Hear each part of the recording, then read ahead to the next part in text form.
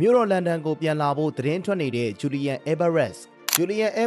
အက်တလက်တီကိုမက်ဒရစ်ရဲ့အဓိကကစားသမားလေးဖြစ်ပေမဲ့အနာဂတ်ကတော့မရေမရာဖြစ်နေပါတယ်။ Alvarez က2024နွေရာသီတုန်းကမှမက်ဒရစ်မြို့တော်ကိုစတင်ရောက်ရှိလာခဲ့ပြီးဂိုးပိုင်အောင်မြင်မှုတွေကိုရှာဖွေဖို့ကြိုးစားနေပါတယ်။ Manchester City မှာတုန်းကစူပလာအောင်မြင်မှုတွေတော့ရရှိခဲ့ပေမဲ့အာလင်းဟာလည်းရဲ့အရန်ဆိုတဲ့အနေအထားမှာပဲကစားခဲ့ရတဲ့ Alvarez ဟာအက်တလက်တီကိုမှာတော့အဓိကကစားသမားဖြစ်ပွဲထွက်နေခဲ့ရပေမဲ့စူပလာအောင်မြင်မှုရရှိဖို့တော့ခက်ခဲနေပြန်ပါတယ်။ မင်္ဂလာပါမြန်မာချင်းနဲ့ဘောလုံးကစားခြင်းသူများအတွက်ဘော်ဒီဘက်လာပါပြီ